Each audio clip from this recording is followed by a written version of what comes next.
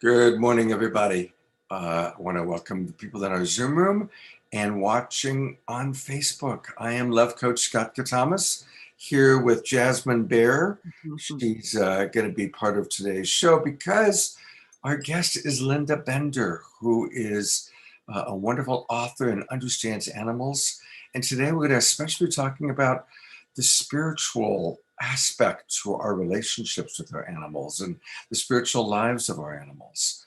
So it's going to be a really beautiful show. So grab your dogs, your cats, your hamsters, your geese, your bunny rabbits, whatever furry friends or feathered friends that you might have. And think about what questions you might have for Linda, because it's going to be a very interactive show today. Um, so we're excited about that. And of course, it is Sunday. And a reminder, we can make any day sacred, any moment sacred, by choosing to see the divine in all. Choosing to see the divine in yourself. It's easy to see the divine in nature, in the trees, and the birds, and the sky. But let's practice seeing divinity in the people around us, in ourselves, and especially seeing the divine even in those people that trigger us, that we judge. What if it's all God, life, experiencing itself? So with that, I'm going to take us into our Sacred Sunday morning meditation. And a reminder that you can play along at your own pace, but I invite everybody, take a break from your devices for a moment. And let's close our eyes. Let's just start with breath. Breathing at your own pace. And as we breathe, we drop into our body temple. We shut out distractions of the external world. Just let my voice gently guide you as you tune in and connect to your beautiful, sacred body temple. And a wonderful way to connect is to start with gratitude. And let's just start by being grateful for our bodies. That our bodies are functioning so beautifully, even though we might have some aches and some pains and some little challenges. You can hear my voice. You can enjoy the senses. Our bodies are amazing, and we give thanks for our body. And as you give thanks and you tune into your body, remember that the body is constantly informing us. Even discomfort is the body letting us know that maybe a particular part of our body needs some love, needs some attention. So, what parts of your body would love some extra love and attention right now?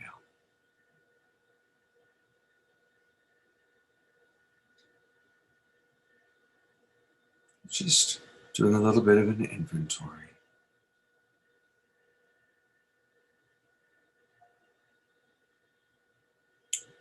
And now I want to invite us to adjust our consciousness or awareness to those animals that are precious in our life.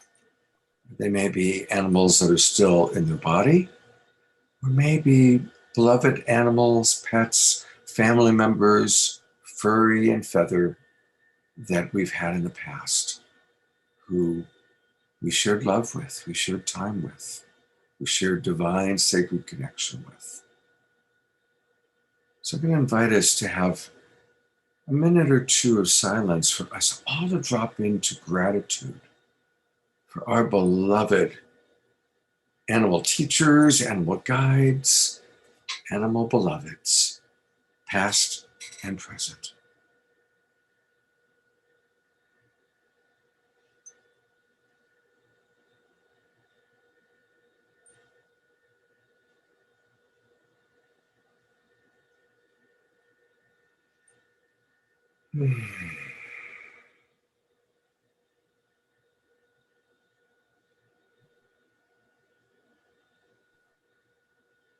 Just giving thanks. Thank you to life.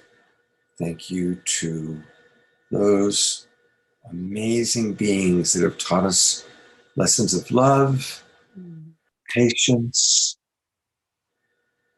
playfulness, joyfulness, devotion. As we open our eyes, I get to introduce today's guest. One of the things that I love to do is on Saturday Night Live, I meet new people. Oftentimes I'm inviting people I've worked with before, but I also meet new people. When I meat somebody like Linda Bender, it's like, I want you to be on my Straight Talk or my Sacred Sunday show so we can go deep. I can get to know you better. So this is Linda Bender. She is, many of you saw her when you saw our animals show a couple months ago. She's a best-selling author.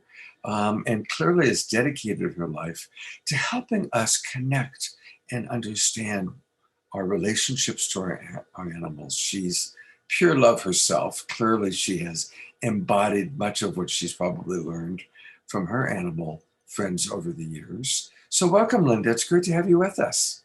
Thank you so much. And the first thing I want to say is I'm so very, very grateful that you've invited me on this show, because there's nothing I love more than to share the wisdom of the animals and the things I've taught over my entire life, to share with others and help others, especially at this difficult time. Right. And so I'm very grateful, and I'm very grateful also for the work you're doing. It's great. Thank you. Thank you. Thank you. And I want to invite everybody on Facebook. I'll be periodically checking what's going on in the Facebook chat and in our Zoom room. Tell us, who are your animal friends? Nancy is with Myrtle the turtle. And we've got Peter from Paiute Territory, Nevada, and he's with his doggies, Cody and Yo-Yo. And we've got about a dozen people in our Zoom room and many people watching on Facebook. So don't be shy. Tell us about your animal friends and then any questions you have for Linda. I'd like to say one thing. Do you know that gal who has the turtle, do you know that humans have been here for about 200,000 years. Turtles have been roaming this earth for 200 million years. Wow. There is much wisdom in your turtle friend. Oh, thank you for sharing that. I'll share a turtle story. When my wife and I took our honeymoon, we called it the Honeython because we visited 8 countries over 6 weeks. And we finished in Turkey. And she had arranged for us to be at a beautiful beach in Turkey. And it just turned out by pure coincidence that particular beach is where loggerhead turtles lay their eggs. And we happened to be there at the time that the eggs were hatching. And the World Wildlife Foundation was there to make sure that we, the human beings, didn't mess with the process. And so, early in the morning, we saw all these people going down at sunrise to the beach. So we went down and discovered what was happening. Now, here's the interesting thing. What happens is Mama loggerhead turtle returns to the very beach where she was born. She goes way up into the sand, not close to the water, way up in the sand, digs a hole, buries the eggs, covers it up, goes back into the water, and she splits. And those eggs, those little turtles, are all on their own. And they have to, on their own, figure out when to hatch, to climb up, and then find the water. And what happens is as the sun rises, they follow the sun towards the water. And they have to build up enough strength in their little march to the water so that their legs are strong enough to handle getting in the water and handling the tides. And literally, it's like Ben-Hur marching through the desert, watching these little turtles trying to make it. And human nature, you want to pick them up and help them. And the people would say, no, they've got to build up their own strength. Some of the turtles don't make it. But the ones that do, when you talk about age, that's what made me think of this. A loggerhead turtle, those little guys that were this big when we saw them, they can live to be 200 years old and get up to 800 pounds. Isn't that amazing? And the wisdom of turtles, oh, immense, Give us an immense. example. Give us an example. Well, I'll give you an example of one of the things I wanted to mention today is what are the incredible abilities of animals. And one of them is navigation and migration. And to be perfectly frank, we don't have the answers. We just don't have the answers. And this is a true story of one of these huge turtles that you're speaking of, way, way, way on the other side of the world. And these sailors were going home to England on a boat, and they found one of these turtles and they caught it and put it on board. I guess they were going to make turtle soup. Who knows? But at any rate, about 2/3 of the way, almost to the UK, the turtle was looking ill and something was wrong. And they said, do we really want this? No. And they pushed it overboard. Well, that particular way, almost to the UK, the turtle was looking ill. And are we okay with sound? Yes, we are. Yeah, okay. So that they dumped the turtle overboard. That particular turtle happened to be marked and found its way more than halfway around the world back to its home. Wow. Yeah, their intelligence is astonishing, and that is a great demonstration of these abilities that animals have that we simply cannot explain. We have lots of theories, but we simply can't explain it all. There are lots of theories, and there's a few that I believe in, and we can get into some of that. So how do animals do this? That's a big, big question. So we've got a couple questions already from our audience. I'm gonna ask Joyce's question and Annette's question, but I just want to say, yeah, I had a similar experience, not as dramatic as what you described with the turtle, but I had a black Siamese cat many years ago, and we moved and we got to the new place and the cat ran away, and she made her way 5 miles to our previous home, 5 miles, and crossed a highway. Oh my. A highway. I mean, because the only possible way she could get from where we were to the old house would be to go across the highway, not a freeway, but a highway. I mean, it's unbelievable. And there she was 2 days later, took her about 2 days back at the old house. And her neighbor said, your cat, Midnight's here. Midnight was the name of the cat, Black Siamese. All right, so we're gonna, I want to just acknowledge some of the people that are here with their animals, and then I've got some questions for you. Cheryl from Laguna Beach is here with her parrots, Bernie and Kaika. Doug is here with his ill white birdie, visits the other side. Victoria is here with all of her yellow Labrador. We've got Nancy with her turtle that we already heard from. And I'm going to get to Facebook. We've got actually some questions that came in on Facebook. So I'm going to ask you those questions. And the first one is from Lorna Sass. She's a regular on our show. And Lorna asks, how can I connect with my beloved Siamese cat, Minnie, who died 15 years ago? Oh, wow. Well, that is a question, an important question. And it's a question I'm often asked. And what I want to say, because I'd like to dive into a little discussion about what animals, and particularly our beloved companion animals, teach us about death and dying and life after life. Love to get into some of that. But really, our animals are much more aware while they're in this life with us, when they're incarnate with us. They're aware. They live in a state of consciousness that is closer to spirit. So when they cross over, they're not quite as afraid They believe, they trust in this life, and they believe and trust in what happens after this life. And when they leave, they kind of don't understand why we don't get it, that they really haven't left.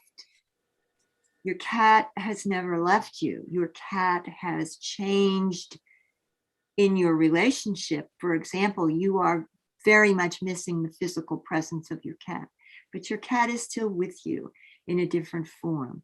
And usually it's the humans who have trouble connecting to the animals on the other side, and the animals on the other side are often knocking on the door to let us know that they are there. And one of the things that people do, and especially when we love so deeply, is that we try. The problem with trying so hard to connect is that that actually has the opposite effect. And it pulls us away from listening and opening. And one way I think that can be very helpful is to open a communication with your cat through a dream state. It sounds as though you've been trying many things. What I would suggest you do is before you go to bed, just set the intention that you would like a communication, a message, a picture, a dream, anything. Be receptive to what can come to you from your cat in a dream. And what happens often then is you've let go in the dream state, you've let go of your trying too hard, and it's easier to create a connection. I suggest trying that and let me know what happens. Beautiful. Let's talk a little bit more about what happens when animals die, because it is something we wonder about. So they're still connected to us, but what's their experience? Are they in what we might call heaven or the astral plane? Are they running around playing with other spirit doggies and cats? Are they reincarnating? Are there little ghost bodies on the bed with us? May I totally confuse you by saying all of the above? I had a feeling that's where you might go. Yeah. Yes. Well, yeah, tell us. Well, animals have so much to teach us. And gosh, there's so many things I could say, but a lot of what we think is paranormal is really normal. A lot of what we think is supernatural is really natural. And those abilities that animals display, let's say one thing right away. We are all psychic. We all have these abilities to connect, telepathy, precognition, after death communication. We have all these things, but animals are better at it. Okay. And so they are such wonderful teachers to us. Well, we can get into things like morphic fields, blah, blah, blah. I believe, and in my lifelong experience with animals, when they cross over when it is the right time for them. You may not think it's the right time for you, or you may not think it's the right time for them, but they know when it's time to be here. They know when it's time to leave, and they can help us on that journey. It's Rumi said, I love a Rumi quote. It's goodbyes are only for those who love with their eyes, but for those who love with their hearts and their souls, there's no such thing as that separation. Mm-hmm. So the more we enter that consciousness where we are all one, where time and space and dimension are one, animals help us get there. And so, may I give you an example? Please. Yeah, this is great. This is really good. I have a database of so many stories of people who've written in their own personal stories with their animals. And it covers everything. It covers, one example, a story I think is so cute, is there was a woman who lost her black cat. Kitty died, and she was absolutely devastated. But before the kitty died, they had a very telepathic close connection. And this lady had a girlfriend who would come over, a neighbor girlfriend who would come over from time to time. And she always debunked the stories that her friend told her. Oh, come on, there's no such thing about this. No, telepathy doesn't exist, none of that. You know, when we die, it's over, whatever. Well, after the cat died, the lady who owned the kitty saw her a few times. Like she just appeared in the kitchen. Wow. She spent most of her time. But what is so hilarious about this story, and why I'm sure that the cosmic choreography has a wonderful sense of humor, is the morning that this friend came over to visit her girlfriend, she suddenly went, whoa, and tripped in the kitchen hall. And she said, the other friend said, well, my God, what happened? What happened? And her eyes were wide like saucers. And she said, oh my God, I just tripped over your cat. Wow. So I believe, as you're saying, animals come to us as they're needed. They show up in this life as they're needed, and they show up in the afterlife as they're needed. I have a place called Rainbow Bend that I created when I was a little girl, where I invited all my animal friends who left this world to come and join me. They come and go, we hang out, we have a great time. It's where I'm going to go when I leave here. And so don't diminish the possibilities. Our animals love us. They take care of us when we're here. They take care of us when we're not here, when they're not here. And I'll tell you one thing, I don't have all the answers, Scott.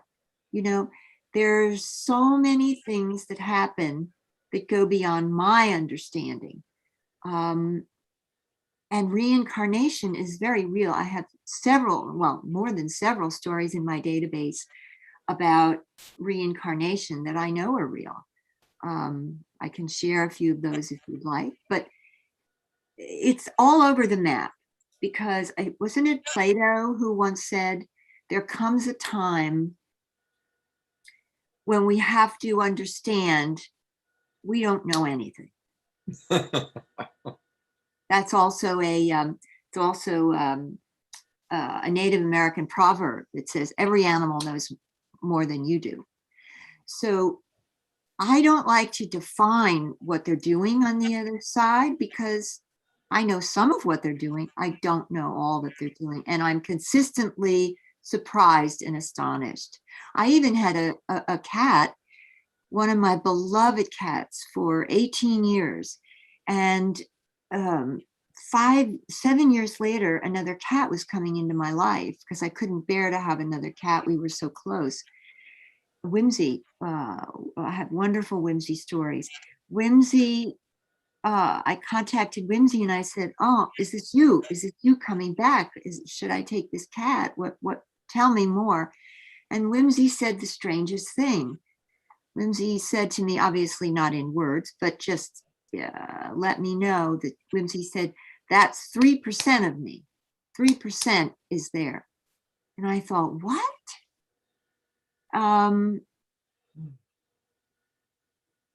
So much is going on that we don't know and understand. Very, very, very interesting. But that's exciting to me. You know, that's exciting to me because I am a creative, but I'm also a scientist. And what I want to say is I'm very much on the bandwagon. I love science, but science is not a dogma. Science is a method of inquiry. And skeptics are good. You know, it's good to be a skeptic, but open-minded. Listen with the mind of a child, and you will receive so much beyond what you expect. Beautifully. You know, there's an interesting thing about the word skeptical. Skeptical is a good thing to be, because skeptical comes from the Greek word skeptos. Yes. Back in ancient Greece, when it was all the great philosophers, you mentioned Plato already, there was the Skeptos Society.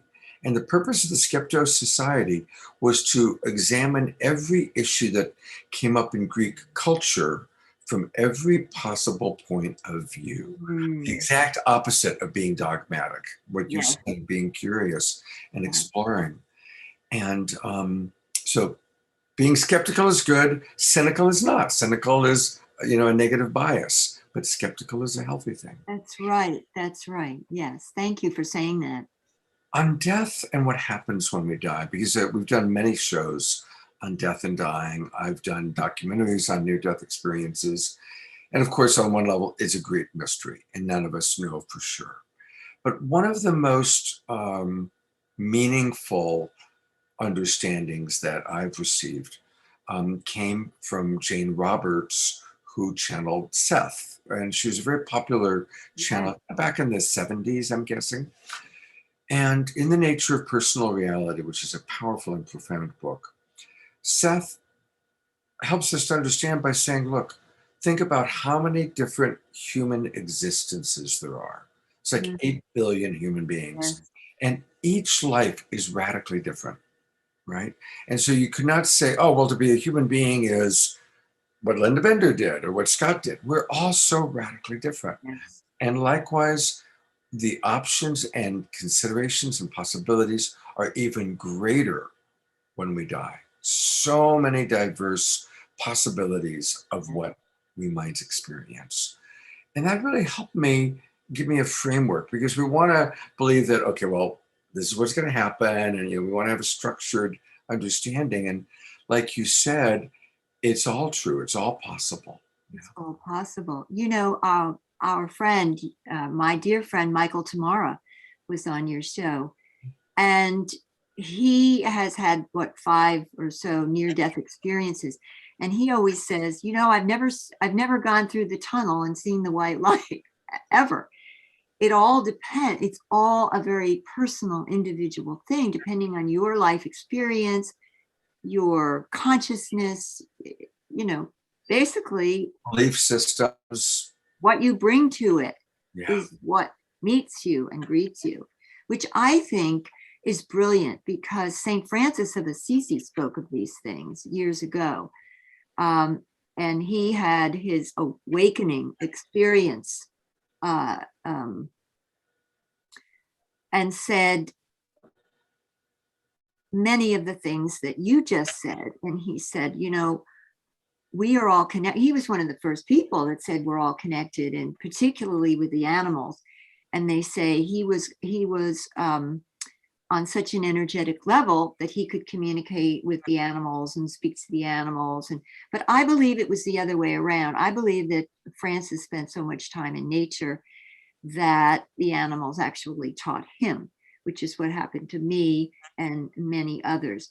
And a lot of the animals that I have connected with are not necessarily alive. They're on what we might call the other side. And sometimes I'm not even sure. There was an elephant that I adored on one of my trips to Africa, and that elephant crossed over, and we had been communicating over the years. And not too long ago, I I was doing some work with elephants and was checking in, and I still wasn't sure. I said, "Are you here, or are you elsewhere? Where are you?"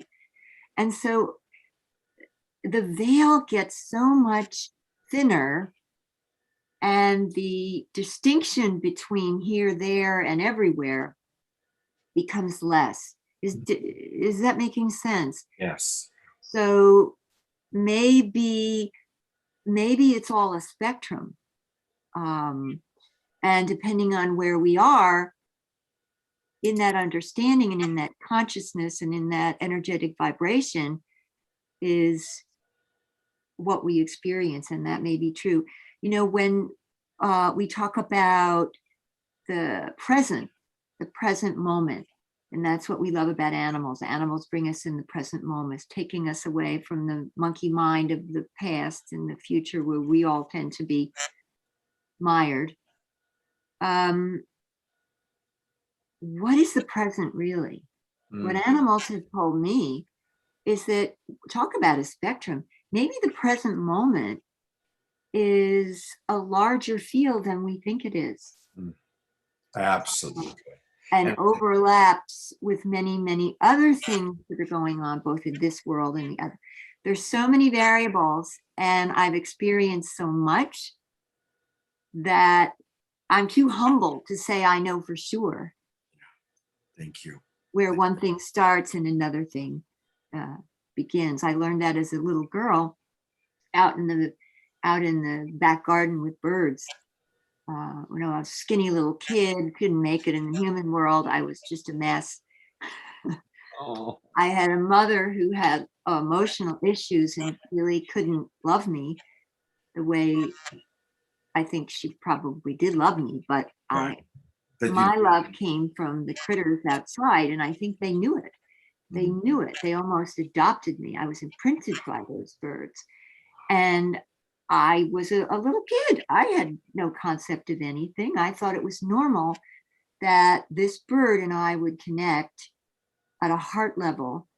And the I was so open, and I was received in their world. And I would lose the boundaries of where I ended and nature began and the tree, and where that bird began and ended. And it was all one beautiful,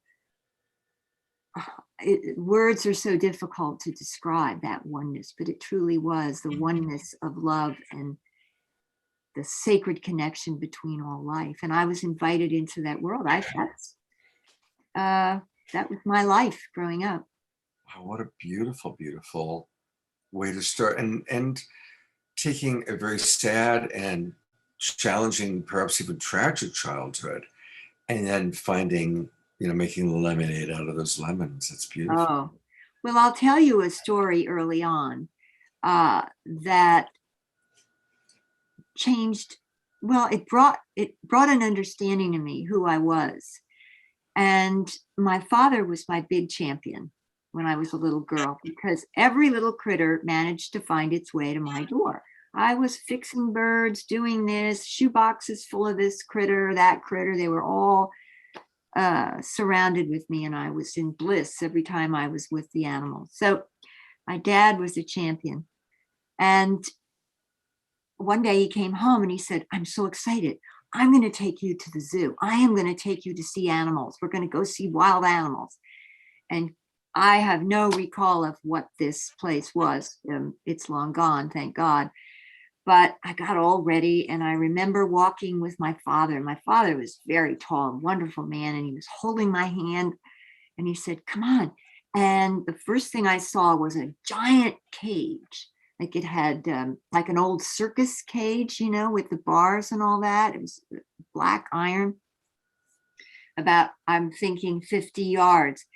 And my dad was holding my hands, and we walked closer and closer and closer to this cage. And I went from euphoric, excited expectation to suddenly, oh my God, everything changed. And what came flooding to me the closer I got to this beautiful black panther that was pacing in this cage was the anguish Mm, and the fear and the dread that this animal was experiencing. And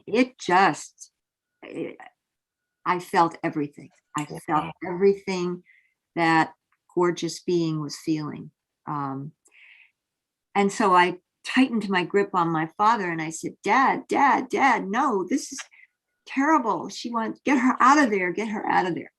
My poor father didn't know what to do. We had to leave. I became hysterical.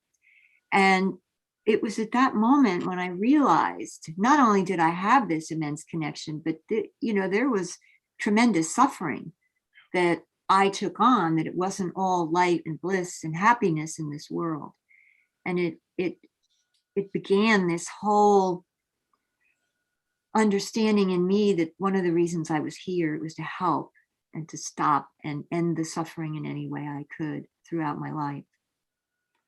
But Yeah. that empathic connection is hard for people, and there are many of us like that in the environmental conservation, animal helpers, advocates. And it's tough. It can be tough. It can be tough. Yeah, thank you for that. And I'm imagining that the majority of our viewers are highly empathic. Yes, that's why I'm saying this. So I Yes. appreciate you sharing that. Yeah, because it is hard to be sensitive in this world. It's easier to be callous. It's ultimately not as rewarding, right? But being sensitive definitely has its drawbacks. And that's a powerful story. I can visualize it, going from little girl excited with daddy, what am I going to see? Yeah. To feeling the Horror. horror, the pain of the animal. Wow. Yeah. Yeah. So we are going to get to some questions. We've been getting a lot of questions coming in while we chat. But one thing I just had to share briefly, when we were talking about not really understanding and knowing, my wife passed away almost 10 years ago now. And we were very close. And I was very blessed to have a series of incredible experiences of connecting with her after she died. Oh, beautiful. And Beautiful. mainly because I'm blessed to know a lot of top of the line psychics because of all the television shows I've done with psychics. And just a few days after she died, one of the most profound psychics I know called me and shared with me some of the messages she was getting. And one of the messages was, my wife's name was Suchi. Suchi said, what's most curious is our dogs, Krishna and Boobali, are with me here, but I know that they're also still with Scott. And that always stuck with me. And actually, Boobali is still with us. He's right in his little bed about a few feet away. And that to me was so fascinating, that our dogs were with her in the spirit world while still physically being in their physical bodies with me. And so I wanted to mention that and see if you had any thoughts or comments Oh, about that. Scott, that is a perfect example of what I'm saying about there's so much, we think we get it. Okay, the animals are there, they're over there, they're in their little heaven, or they're not, or no, it doesn't work that way. And that is the genius of it all and the blessing of it all. But you accepted that. Yeah. Oh, yeah. And that's so beautiful. And it's probably more beautiful. What a gift. What a Oh, gift yeah. to know. I Yes. loved that. It was like, cool, they're with her Ah, too. How wonderful. And I do believe we are multidimensional beings. yes. And I have had some experiences that have shown me, oh, wow, like you said, this is 3% of me.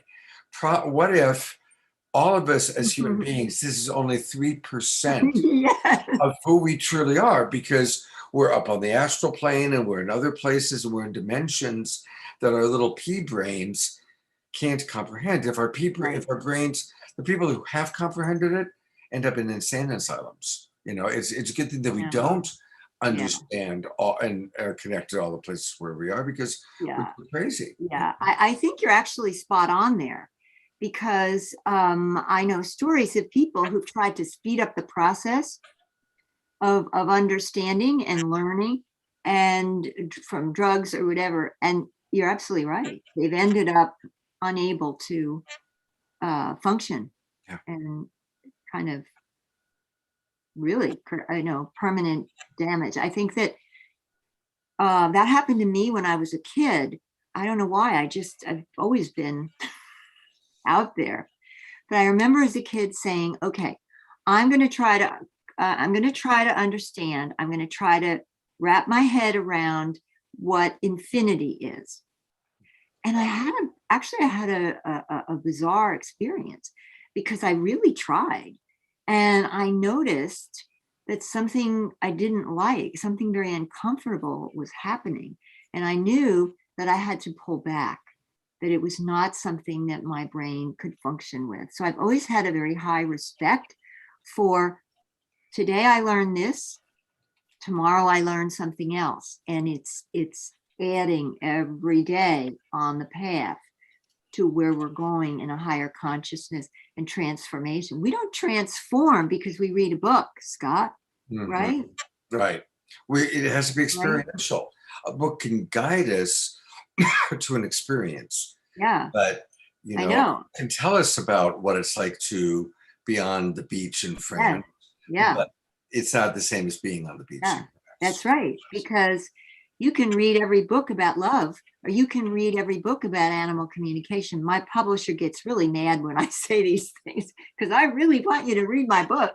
But you experience. And when you experience, the next experience is more beautiful, it's more joyful, and you open to more. And the heart never stops opening. And that's why I believe these things are so blessed with animals.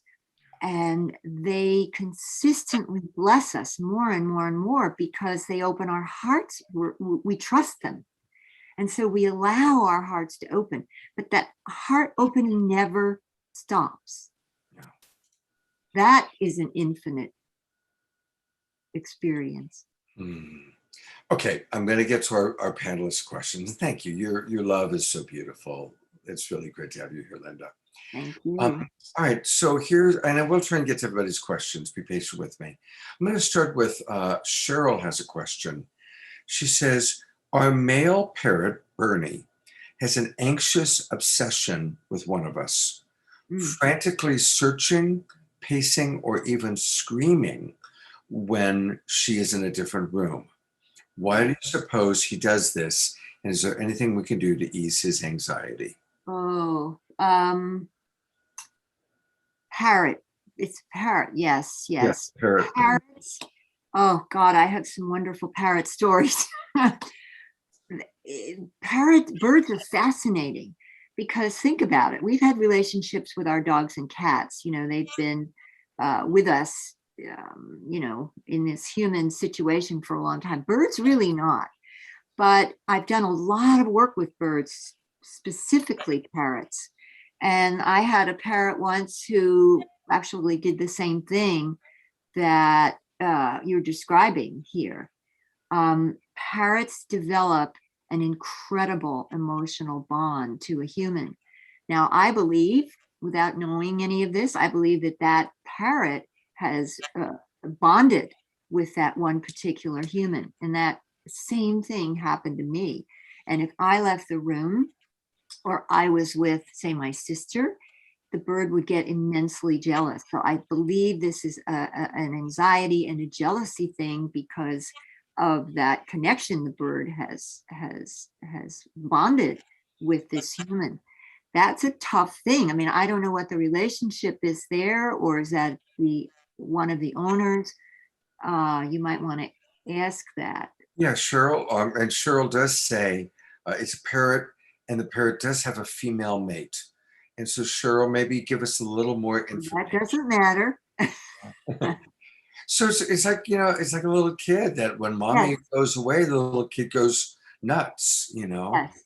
because Yeah, it's and the there's high bond. jealousy, and the bird, what kind of parrot is it? Because they'll often mimic the other people around that they don't like, who they think might be getting in the way of that relationship. My parrot who did that used to cackle when she'd hear my sister laughing in like a spoiled little kid, like you're saying. Wow. All right, well, let's see. Give us a little more information, Cheryl. I'm going to ask another question or bring up another question. And one of the person Cheryl just wrote, the person that the parrot is so bonded with is one of the owners who is 16. Okay. And it's a Kaiku parrot. Oh, I guess the parrot is 16. I'm sorry. It's one of the owners that lives in the house. Yes. And it's a Caique parrot that is 16. Yeah. Yeah. 16 years old. And I know parrots love to be up to 100, right? Yep. Not so much in captivity for a multitude of reasons, but this is what happens. This is not uncommon that this bonding happens, and it's actually hard to deal with. But I think the amount the most love that can be afforded this bird, the better. I mean, it's a tough So one. just a lot of reassurance. What Yes. would you like to make a recording and play the recording of the owner's voice over and over and over? Does something like that help you? Or photograph, or that person could have a routine. In other words, I mean, again, I don't know the circumstances, but if that person could have a routine time when they visit the bird or sit with the bird or feed the bird or take the bird out and hold the bird and share share affection, maybe on a regular basis, then some of the anxiety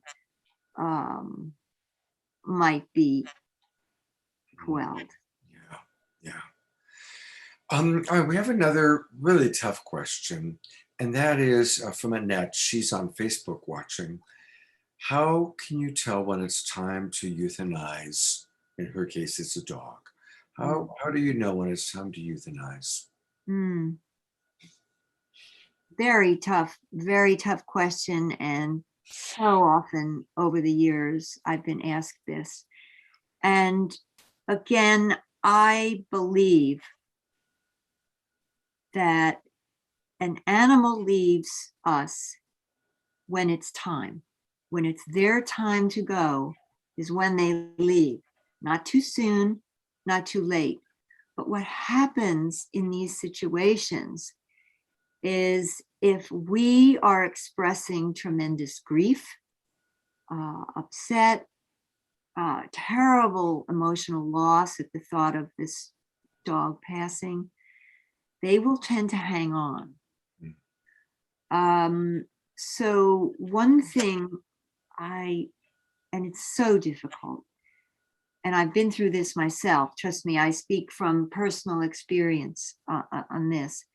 When are we able to say, let's step back, this is not about me right now, how can I best serve my companion friend? So pull back my reactions of grief at them leaving, look to them, and telepathically, through the heart, through communicating, ask them when it's their time. And usually animals will let us know. They'll stop eating, or they know what they're doing, but they're so tuned into us that we need to step back and say what's best for the dog. Now, if there's immense suffering and agony going on, it's maybe easier to make those decisions, but when the dog is just slowly fading, that's tough. Yeah. But listen to the dog. Yeah, I think it's hard too, because the physical body is built to survive. And I've had 5 dogs, and I've been lucky in that none of them ever got hit by a car. They all died of old age. One had a brain tumor, and so I had to put him down earlier at age 10, but he still was 10 years old, Shepherd Collie Wolf mix. Right. But my last dog, who passed, was almost 18. And we were super close. And I can say for all my dogs, I've been close to all of them. Yeah. He and I were the closest. I mean, just an incredible bond. Mm. And he went down from 22 pounds to 10 pounds. He could barely eat. Yes. I had to, do most everything for him. And I really did everything. I was like, hey, it's okay. You can go. And I was almost really honestly wanting him to pass. Oh. I mean, I do believe in life after death. And sure. Right. Don't suffer on my account. Yeah. And, the little guy just hung in there. And when I tuned in, it was just like, there was the love. He wasn't that uncomfortable, but also the body is built to survive.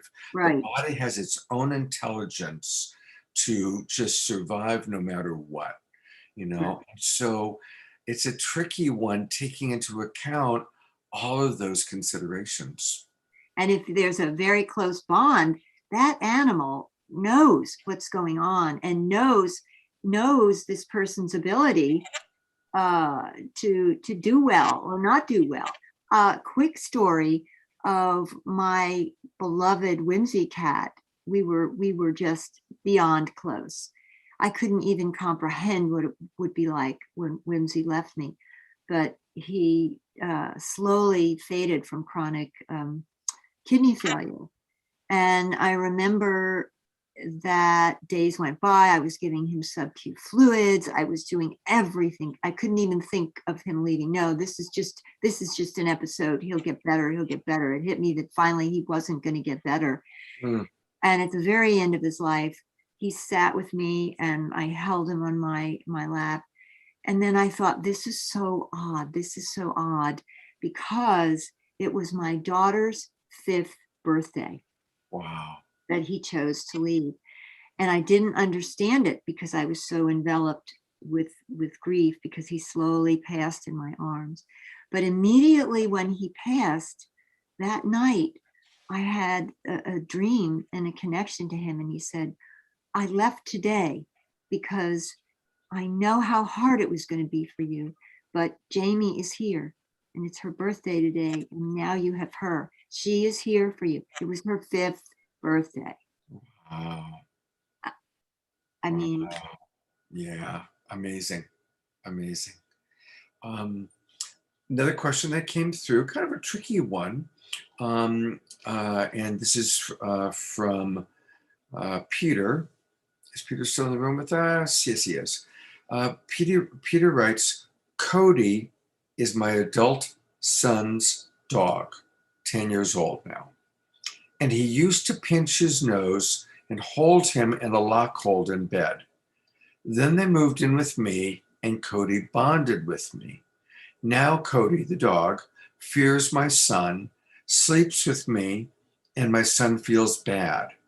Cody even cowers down now when my son approaches, and I wonder if there's something that I can do.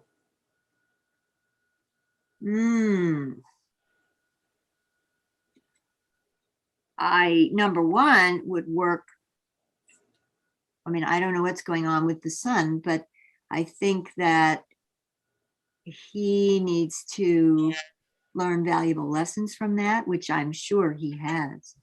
But slowly regaining trust, because trust was lost, trust was broken. So no longer is that relationship a safe place for that dog. Mm-hmm. So very slowly, his son will have to come up with ways to regain that trust. Perhaps, well, hopefully very slowly. Sitting together, offering food, offering treats, sitting in nature together, gentle touching, possibly even sitting in meditation together. Anything that can be calming and opening of the heart. The dog's heart is not trusting, so that has to be regained. Would it not be the same for a child or any other person? How would you regain the trust of someone who you've hurt? I've read that dogs are approximately the equivalent to a 2 to 3 year old child in terms of about their capacity to comprehend. And is that about right? I think that's an average. Mm-hmm. I think that's an average. But again, you know, I keep using the word spectrum, but even with animals, you know, telepathic abilities, psychic abilities and all that, not everybody's the same. So there may be a dog that's very receptive to something, or perfectly honest, wiser dog, you know. So there's some variability there. You know, I've had dogs that just are as smart as they need to be. I've had dogs that have been like, oh my God, you're the bodhisattva. I mean, so again, it's not the same, but that would be a good average, I would say, 3. So I wanted to introduce you to my other one. This is Mr. Boobles, also known as Boobily. Hi. He was fairly young. He was a year and a half when my wife died. So he was one of the two that was up there with her as well as with us. And now he's getting older. He's about 12. I found him. It was an amazing story. He was a puppy looking for his right family. So I know that you mentioned that sometimes you can telepathically get connections. So I'm just curious if there's anything that you pick up from Mr. Boobles. I mean, before you're even finishing the sentence, I'm hearing, Dad, I'm spending a lot of time on the other side. Wow. Now, that doesn't mean I'm leaving. That just means I'm there a lot more than maybe you think I do. I'm here, there, and everywhere. And the older I am, the more I'm able to do that and be comfortable in, on many dimensions. I think that's gorgeous. Yeah, it's very cool, isn't it? So when you're sleeping and you're having all those dreams and snoring, you're on the other side. Okay, it's good to know. Yeah. Anything else that comes up? All the gurus and teachers teach us that to be in that present moment where that little baby is right now is what we all need to be doing more of. And listen to me, learn from me, listen to me, learn from me. I'm practically getting that screamed at me. Listen to me, learn from me. Okay, you got it, pal. You got it. It's like it's almost like the attitude is, will you come on already? Oh, that's good. Somebody wants to see the dog one more time. Okay, here we go. Yes. Up we go. Let's see. And Oh, you can see him. what a beauty. Oh. This is Mr. Boobles. He's a kisser. He's a kisser. Oh boy, he has unbounded love for you. Well, likewise. Likewise. He's a good boy. He's a good boy. Yeah. All right, I'll let you go back to your bed. There you go. Up. Well, Linda, thank you so much. I'm going to take one last look, see if there are any other significant questions from our Facebook friends. And just people talking about, Annette, who had asked about her dog, or her cat, I'm sorry. Was it a dog or a cat? She was asking about, she's written so many messages here. I'm trying to how to connect with her cat that crossed. She was the one asking about animal ghosts. Yeah. So tell us a little bit about animal ghosts. Well, animals are interesting because I do believe that they're around on that one story from my database where they'll actually show up as they were in life, as you remember them, but they're not, they're not incarnate, but they'll show up. And if you want to call that a ghost or whatever. But I also know that animals who are incarnate now pick up and see ghosts far more than we do. Mm-hmm. I had a dog who was able to do that, pick up spirits, the feeling, and even the jump out of the way. And so I do believe they'll show up if that's what's being called to do. Okay, so yes, absolutely. I believe they see ghosts. I believe they become ghosts. Mm-hmm. But such a strange word. I prefer to think of it as just, the energy of spirit showing up, because and specifically animals would never want to frighten a human. Mm-hmm. Yeah, and we have so many connotations with ghosts, many of which are negative. Yeah, exactly. Exactly. So it is important to talk to spirit. Well, all right, tell us how people can get more Linda Bender. What's the best way for people to reach you? Well, you can go to my website, lindabender.org, and there's all kinds of stuff on there. And I like to invite everybody to my Facebook, which is Dr. Linda Bender. Hold on, I've pulled up your website. So there it is. Love those pictures. Look at that beautiful dog. Wow. That's my Pepper, Oh my God, Pepper's gorgeous. And then you were talking with our friend Deepak. my buddy Deepak. Yeah, we've had Deepak on the show several times. Yeah, it's a Uh, good man. yeah, I want you to know, I told him he had to raise the bar about his understanding of animals. That was 10 years ago. good for you. Good for you. Oh, And he has. well, so there's a lot going on here. So it's lindabender.org. And your book is Animal Wisdom, Learning from the Spiritual Lives of Animals. Yes. And I love if you email me and message me on my Facebook and sign up. Good. Yeah, so you can sign up and look at how easy it is. I just did that. So Oh, I just subscribed. And so that's a really good thing to do. Wonderful. And people can get your book by going to just click on book, and there it is. You can get it from Amazon or Barnes and Noble. So there's a lot of ways to continue to learn from Linda. Do you do private coaching sessions for people? I do. I do actually. I do a lot of coaching and helping of advocates, because if you read my book, you know the stories and the everything that I've gone through. And I teach what I have learned over a lifetime of advocating for animals. And it's a lot of good stuff. And we need everybody now to show up as their best selves, because the animals so desperately, desperately need us.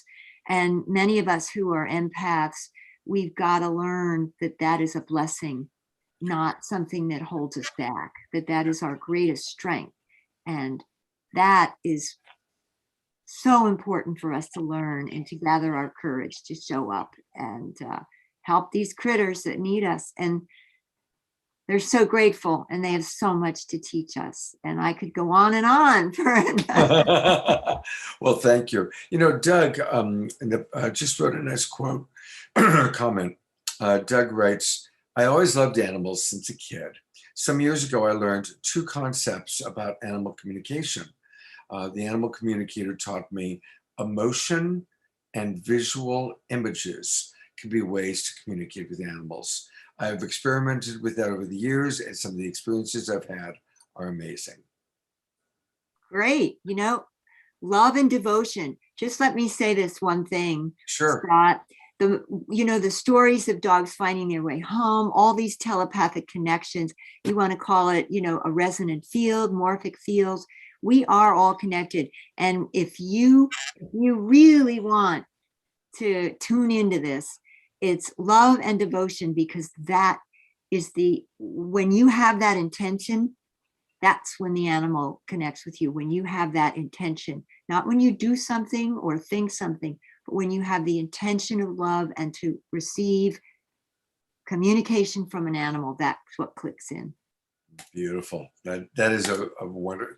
Linda, you have so much wisdom, and it's really delightful. A lot of people saying thank you. Thank you. So we're getting a lot of appreciations. So thank you, everybody, for watching. The majority of people that are going to watch this are going to watch the replay. About 10% of the people are live, and the rest watch it over the next week. Yeah. So for those of you watching live, thank you for joining us. Share this with your friends. And for those of you watching the replay, you can still pop some comments into the Facebook chat, and I'll try and get back to you. Or you can reach out to Linda Bender on Facebook, Dr. Linda Bender on Facebook, or lindabender.org is her website. Thank you. Thank you so much, Scott. This has been beautiful. Let's do it again sometime, and we'll definitely do it again. I got 20,000 more stories. I bet. We're going to do another animals show too, so we'll have you back for that. Thank you, everybody. God's blessings. We'll see you all soon. Have a wonderful